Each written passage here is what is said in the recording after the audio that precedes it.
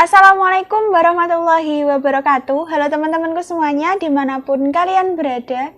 Kembali lagi bersama saya di channel Gimbul Kediri. Nah, jangan lupa klik subscribe ya teman-teman. Jangan lupa pokoknya harus di subscribe dulu sebelum kita masuk ke pembahasan hari ini. Nah, jangan lupa juga follow Instagram kami di @gimbul_kediri. Kalian nanti bisa langsung bertanya di DM Instagram kami atau kalian bisa langsung bertanya di kolom komentar di bawah video kami ya. Dan jangan pernah di skip video kali ini karena nanti kalau kalian skip takutnya kalian salah paham mengenai video yang akan kami bahas kali ini. Oke? Nah, hari ini saya akan membahas tentang kubis ya teman-teman, atau sejenis kol, atau kalau bahasa Jawa itu namanya gobis.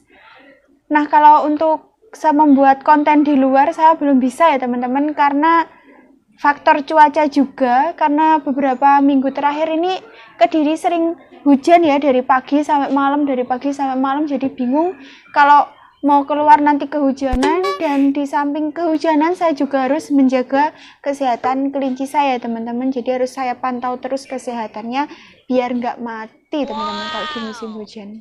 Mohon pengertiannya. Nanti kalau kita udah cuacanya udah mendukung, waktu juga mendukung, kita akan cari konten di luar. Oke? Tetap pantau channel Gimbul Kediri. Nah, oke, saya akan lanjut ke pembahasan ya teman-teman. Nah, ini gobis, di tangan saya ini ada gobis ya teman-teman. Ini menurut Abah Soleh. Nah, saya kemarin sempat belajar sama Abah Soleh. Gobis ini tidak boleh dikasihkan ke kelinci. Kalau untuk kalian yang sudah terbiasa memberikan gobis ini kepada kelinci kalian, itu mungkin pemikiran orang beda-beda ya, tapi kalau menurut saya pribadi alangkah lebih baik nggak usah diberikan ya teman-teman, karena kandungan kalau vitamin nggak ada ya kan, ini mengandung banyak air. Nah, ini serat kasarnya pun kayak gini ya, kalau dipotel nih ya, ini kan seratnya kasar. Ini sangat tidak bagus untuk anak kelinci, apalagi yang masih dalam pertumbuhan ya teman-teman. Dan ini kandungan gasnya ini sangat banyak, jadi bisa mengakibatkan kelinci kita itu kembung. Nanti kalau kembung lama-lama kan akan jadi mencret terus mati ya teman-teman, kalau nggak segera diatasi. Jadi kalau menurut saya, pengalaman pribadi saya, ini nggak usah dikasihkan. Jujur ya teman-teman, saya nggak pernah kasihkan gobis ini kepada kelinci saya. Kalau saya kasih wortel, iya memang saya kasihkan, tapi cuma beberapa kali saja, mungkin 1 minggu sekali atau 1 bulan sekali, itu pun nggak banyak porsinya, sedikit saja. Soalnya kan kalau wortel itu masih ada kandungan vitaminnya, tapi kalau gobis ini nggak ada teman-teman, cuma banyak kandungan air, terus juga gasnya itu sangat berbahaya untuk kelinci kita. Oke? Kalau misalkan udah kebiasaan ngasih gobis ya kan, itu kan ada kemungkinan kelinci itu kondisinya lagi sangat fit, lagi sangat bagus, daya tahan tubuhnya itu sangat bagus, jadi untuk kembung mungkin bisa, resikonya itu bisa dikurangi. Nah, kalau di musim kayak gini, di musim hujan kayak gini, kalau kita kasihkan gobis, wah itu bisa langsung kembung ya teman-teman. Nah, kalau kita nggak sering-sering kasih cek kondisi kesehatan, kita juga akan kehilangan kelinci kita. Itu eman ya teman-teman, beneran eman. Kalau saya kemarin sempat kehilangan kelinci saya satu itu, ya saya sedih, jujur saya sedih teman-teman, tapi mau gimana lagi ya kan, ya sudah harus diikhlaskan. Jadi saran saya untuk teman-teman semuanya yang baru merawat kelinci, jangan pernah sekali-kali memberikan gobis ini ke kelinci kalian ya teman-teman, apalagi untuk anaknya jangan sampai dikasihkan gobis ini ya kan, karena akan berakibat sangat fatal ya, bisa kembung terus mencret dan akibatnya bisa menimbulkan kematian ya teman-teman. Kalau menurut saya pribadi ya, saya nggak pernah mengasihkan gobis ini ya teman-teman, dan menurut Abah Soleh juga ini nggak boleh dikasihkan ya, apalagi Abah Soleh itu nggak pernah mengasihkan gubis ini ya, nggak berani beliau itu, apalagi saya yang jadi muridnya ya teman-teman. Nah, ngomong-ngomong tentang Abah Soleh ini adalah king of the king ya teman-teman, the legend of Trowelu in kota Kediri. Nah, ngomong-ngomong soal Trowelu, mungkin kalian ada yang penasaran Trowelu itu apa ya? Trowelu sama kelinci itu sebenarnya sama ya teman-teman. Kalau kelinci itu kan bahasa Indonesianya. Kalau kita orang-orang Jawa itu ngomongnya itu pakai Trowelu. Berhubung kita kan orang Jawa, jadi kita pakai bahasa Trowelu teman-teman.